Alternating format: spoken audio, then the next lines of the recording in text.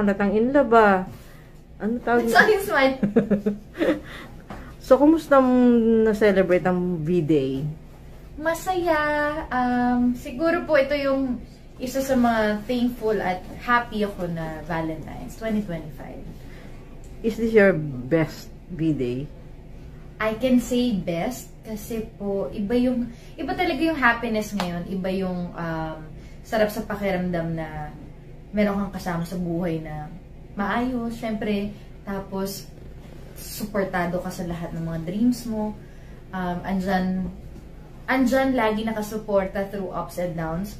So parang sarap lang, every day is a Valentine's Day, yun naman ang usapan namin.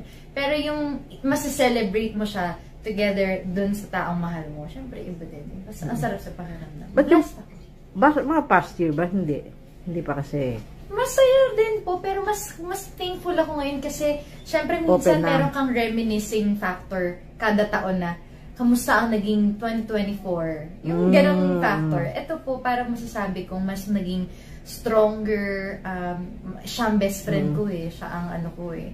Confident ko. So, kumbaga, okay na ako na walang, sorry guys, walang kasamang tropa. Basta kami dalawang magkasama okay lang. Alam mo yung kape-kape lang. Masaya. Yung simple joys. Siguro yun yung mas pinagpapasalamat ko. Saan nyo to sinelebrate? Bahay lang. Ito yung nagluluto kayo? Iba pa yun. Iba pa yun. Nakita akong, paano sinelebrate? Pwedeng ano? Ang celebrate, kasi may work talaga siya nung Valentine's. Pero siya kasi yung tao laging hindi nakakalimot sa bulaklak. So, bago pa siya dumating, may pabulaklak na siyang surprise. Kasi nga mahilig ako sa flowers. Anong klaseng flowers? Tulips po. Memorable sa amin yun kasi yung movie kasi yung nagpunta kayo ng Holland. Yes. No? So, ganun. Di siya nakakalimot doon. Tapos may letter siya doon. Tapos after work yun, simple dinner lang kami. Sino nagluto? Ako. Oy, ano yun? Ano nga ba yung dinner namin noon? So, candlelit to.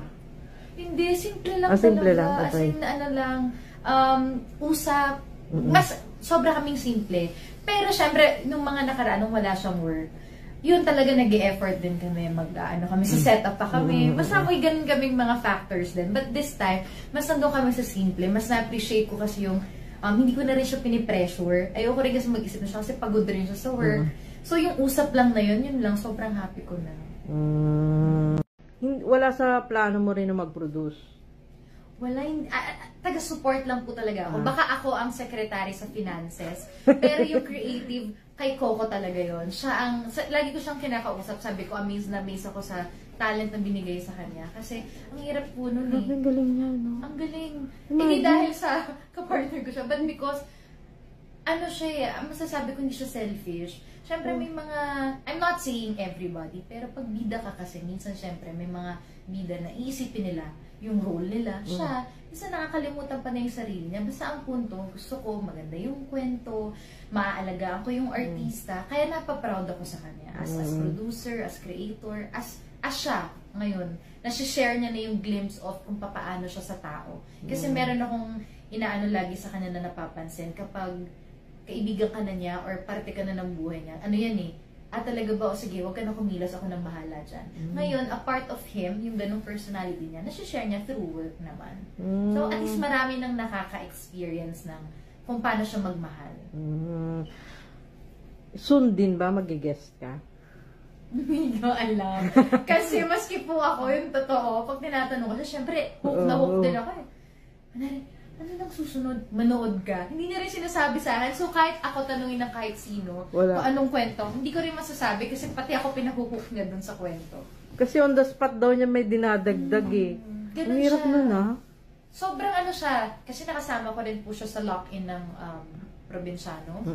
So, sabi ko sa kanya, ganito ka pala magtrabaho. Siyempre, iba yung pag nakukwento sa'yo. May hiyain pa yun. So, hindi niya nakukwenta talaga kung paano siya sa trabaho. Nung nakatrabaho ko siya, maski ako, kinuwat ako kay Kuya Mac, napapatulala ako yung, grabe, ito ka pala. Tapos minsan, in the middle of the night, pag magtatawag yan, anong dapat gawin? Ito kasi naisip ko, ganito, kukwento niya na yan.